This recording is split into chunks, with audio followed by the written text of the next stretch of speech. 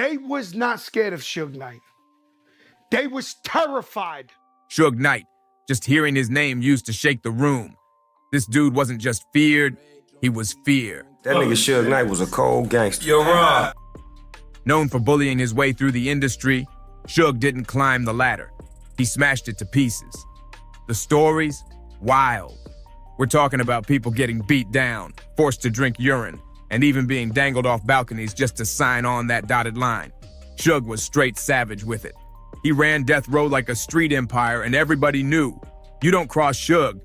He said, hey man, Suge sent him a message. I say, oh shit. He was the boogeyman of hip hop. But guess what?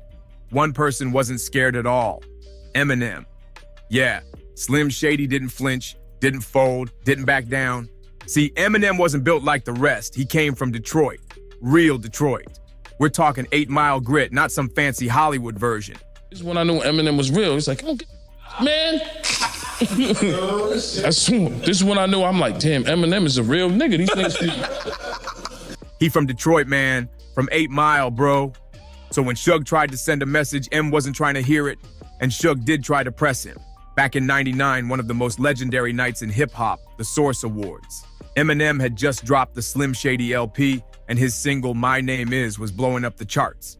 He was the hot new rookie on the scene, but he was already dominating the spotlight. So much so, they had him present the Best Live Performer award to none other than DMX. But behind the curtains, it was getting real. Before he even hit the stage, Eminem rolled up to his seat and suddenly found himself boxed in. Suge Knight's crew had surrounded him. Suge had allegedly sent his guys to test him to shake him up, but M, cool as ice. He stood tall, didn't panic.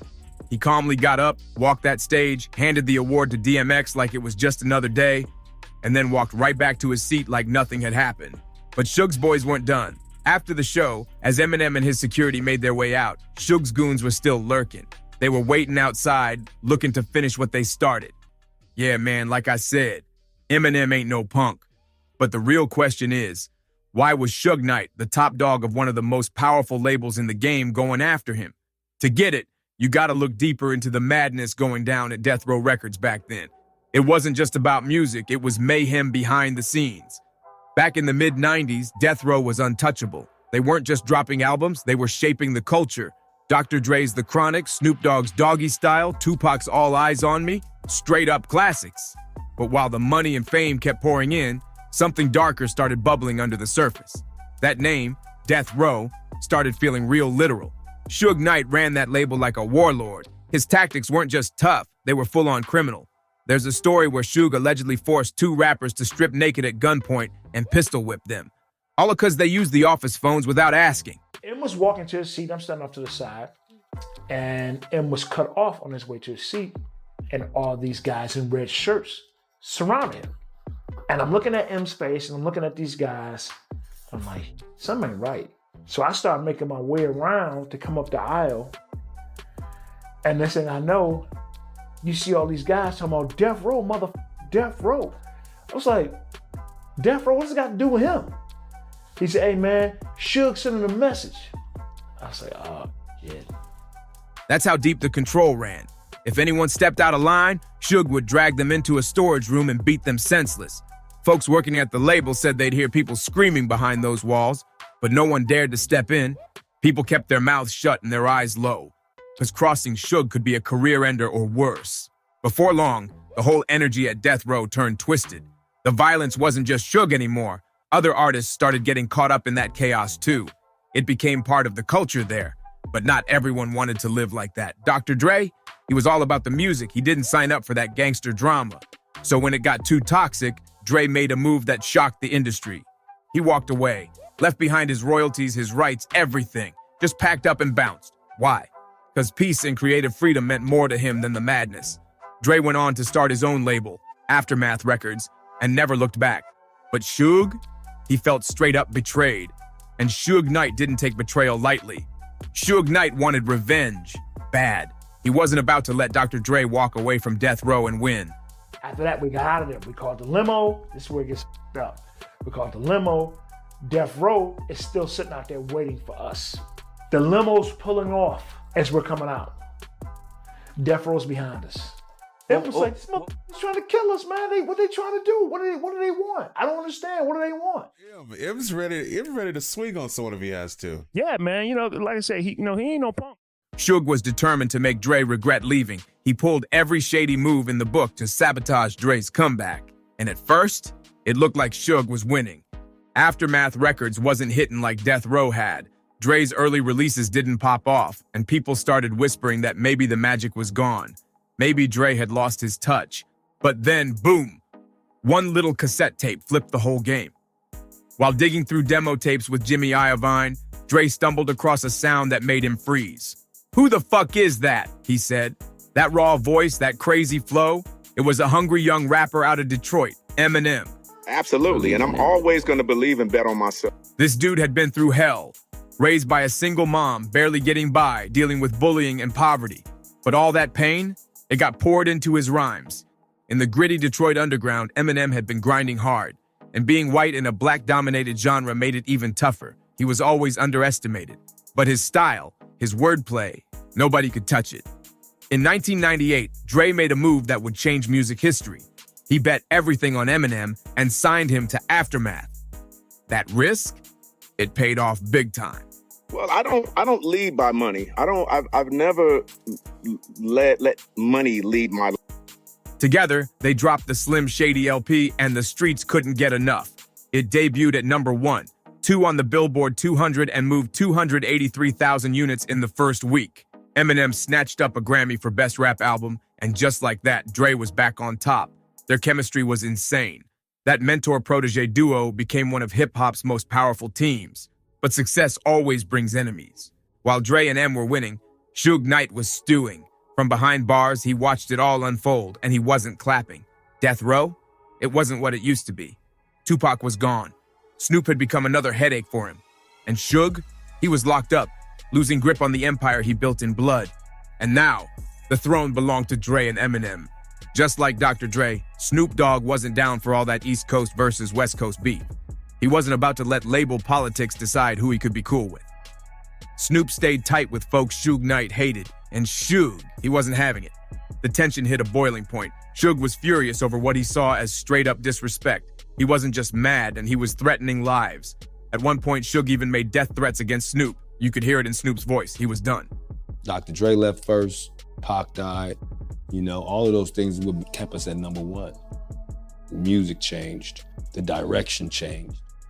"I don't want to be here," he admitted. Fear for his life finally pushed him to make a move. Snoop cut ties and left Death Row behind. Just like that, another superstar was gone. And with him, the end of an era. Death Row had lost its shine. Dre was out. Pac was gone. Now Snoop had bounced too. The whole empire Suge built was crumbling fast. Meanwhile, Dre and Eminem were on fire. Chart-topping hits, awards, and world tours. These two were becoming legends right in front of everyone's eyes. Watching M rise alongside Dre drove Suge crazy. He saw it as a slap in the face, a betrayal, so he made it personal. Eminem became his new target. I seen my cousin Snoop, man. He was like, God, he was sad, man. You know, you could hear in his voice that, I don't want to be here. Suge started throwing shots in the media. In a 2002 interview with Howard Stern, he went at Eminem's credibility, questioning if M was really from the streets or just some white boy playing tough for the camera. But Suge wasn't just talking trash. He wanted to scare Eminem in real life. Back in '99, Dre and Snoop threw a Death Row reunion party in Hawaii. It was supposed to be a chill trip with family, kids, wives, a good time. But when they landed, word spread, Suge's people were already there, lurking, and it didn't stop there. I had inherited Dr. Dre's beef by signing with Dre. In 2001, while 50 Cent was shooting the video for Indoor Club, Suge pulled up again, this time with a full squad of men. But Eminem, he didn't run. He walked straight outside to face them. You know, we were all going out. We were supposed to be on vacation and having a good time with our family and kids and wives, and just parlaying, man. As the plane land, they open the door up, and you got Honolulu police standing right there talking about, hey, y'all got to come with us. And it was about 20 officers, man. Say, hey, you guys got to come with us. Death Row Records is here, and they're wreaking havoc. Still, M kept his mouth shut when it came to Suge in public. Why? In 2004's Like Toy Soldiers, he finally explained it. Dre had told him directly, stay out of it, don't poke the bear. Suge is coming! So I'm like, Suge's outside. Suge's outside. Everybody like, he was running, dropping. so Suge came, he had some Mexican niggas. Now, we from New York. You ain't never seen a nigga with a tattoo on his forehead. 118th Street crew. I'm like, what the fuck? So Eminem stayed silent, but never scared. On the Collect Call with Suge Knight podcast hosted by Cal Williams, Suge came for Eminem again. This time he fired shots at M's posthumous collab with Tupac, throwing shade at the Loyal to the Game album. Suge straight up called it a flop. Now let's be real, an album that hit #1. When I knew Eminem was real, he's like, I don't give a man. This is when I knew, I'm like, damn, Eminem is a real nigga. These niggas. Won on Billboard and went platinum, that don't sound like no flop. Fans were quick to clap back, saying Suge was just trying to stir up old beef again, but still, his comment had people thinking. Was there some truth to it? 50 niggas outside, what's up? And then the nigga Suge just walked away. The Mexican niggas looked kind of confused, like they didn't know what's going on. Back in 2003, Eminem personally reached out to Tupac's mother, Afeni Shakur. He wanted her blessing to produce a tribute album for Pac to honor the legacy properly. She gave him the green light, and in 2004, Loyal to the Game dropped. The numbers were big, but the vibes, mixed. Hardcore Tupac fans said the project didn't feel like Pac. The raw, West Coast energy was gone. Instead, the beats felt too clean, too polished, way more Eminem than Tupac. To some ears, it sounded like M was taking over the sound instead of elevating it. And Eminem, he kept quiet. No response, no statement, just silence. That is, until now. Right as 2025 kicked off, a bombshell dropped. An unreleased Eminem diss track from the mid-2000s leaked online, and the internet exploded. The track, titled Smack You, was ruthless. Some fans said if M had dropped it back then, it would have lit the whole industry on fire. In the track, he torches Ja Rule and Suge Knight. He clowns Ja's height and takes brutal shots at his parenting. But then it gets real dark. Eminem accuses Suge Knight of being involved in the deaths of Tupac and Biggie. It was bold, dangerous, straight up reckless. But it also proved something major. Eminem wasn't scared of nobody, not even Suge Knight, the most feared figure in hip-hop. If that track had dropped in its time, things might have gone a whole different way. And that's why Eminem remains one of the most fearless artists to ever touch a mic. If you like this breakdown, hit that subscribe button, smash that like, drop a comment, and let us know what you think about this legendary beef. Share this video with your crew, and we'll catch you in the next one. Don't miss it.